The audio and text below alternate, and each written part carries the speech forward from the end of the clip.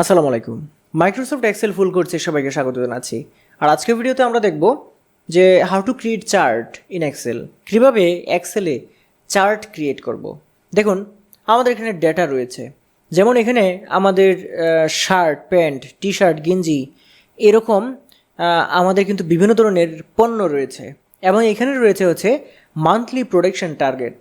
এখন মনে করুন যে এখানে তো প্রচুর ডাটা রয়েছে, সেই ডেটাটা আপনি মনে করুন যে এই কয়েকটা ডেটা আপনার একটা চার্ট তৈরি করবেন, সবগুলোরও করতে পারবেন, সবটাকে সিলেক্ট করে আপনি করতে পারবেন।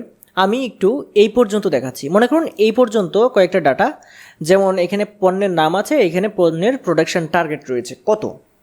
এখন এই ডাটাটাকে সিলেক্ট করে আমি যদি চার্টে পরিণত করতে চাই, তাহলে আমাকে যেটা করতে হবে, আমার যে মেনু বার আছে, মেনু বারের এখানে ইনসার্ট মেনুতে ক্লিক করতে হবে এবং এইখান থেকে এই যে রিকমেন্ডেড চার্টস যে লেখাটা দেখতে পাচ্ছেন, এখানে একটা ক্লিক করে দিতে হবে।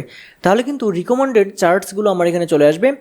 অথবা এইখানে যে ওয়াল চার্টসগুলো আছে, এইখানে কিন্তু ওয়াল চার্টস রয়েছে, এই ওয়াল চার্টসে ক্লিক করেও সেটা কিন্তু আপনি যে চার্টটা আপনার মন চায় সেটা আপনি দিতে পারবেন।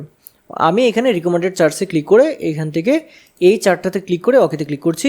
এইখানে দেখতে পাচ্ছেন একটা চার্ট এখানে ওপেন হয়ে গেছে এবং এইখানে কিন্তু দেখতে পাচ্ছেন নিচের দিকে, আমি একটু বড় করলাম, এখানে নিচের দিকে দেখুন, নিচের দিকে আমার পণ্যের নামগুলো রয়েছে এবং এইখানে কিন্তু টার্গেট পয়েন্ট রয়েছে যে কতগুলো আমার করতে হবে।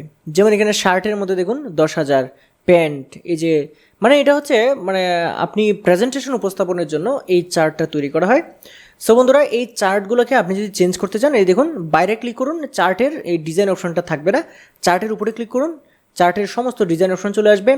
Not only this but also এইখান থেকে আপনি যেটা করতে পারবেন, এই চার্টের সমস্ত জিনিস এখান থেকে ডিজাইনের থেকে এখানে ক্লিক করে চার্টের সমস্ত জিনিস আপনি চেঞ্জ করতে পারবেন। যেমন এটাকে এইরকম করতে পারবেন, এরকম করতে পারবেন। তারপর এখানে আপনি চার্টের যে বিভিন্ন স্টাইল রয়েছে সেটা চেঞ্জ করতে পারবেন। এই যে চেঞ্জ চার্ট স্টাইল টাইপ, এটাতে ক্লিক করে আপনি লাইন চার্ট করতে পারবেন।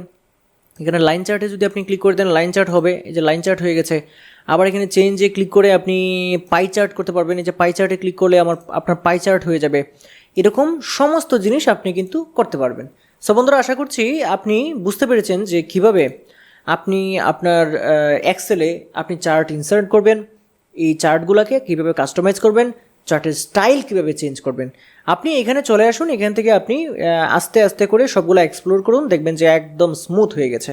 সো বন্ধুরা, আশা করছি আজকের এই ভিডিওটা আপনাদের ভালো লেগেছে এবং বুঝতে পেরেছেন যে কীভাবে এক্সেলে আপনার চার্ট ইনসার্ট করবেন। সো বন্ধুরা, যদি আজকের এই ভিডিওটা ভালো লেগে থাকে, অবশ্যই ভিডিওটা লাইক করে দেবেন এবং শেয়ার করে দেবেন। আর হ্যাঁ, আপনি যদি আমার চ্যানেলে নতুন হয়ে থাকেন, তাহলে চ্যানেলটি সাবস্ক্রাইব করে রাখবেন। আজকের ভিডিও পর্যন্তই। আল্লাহ হাফেজ।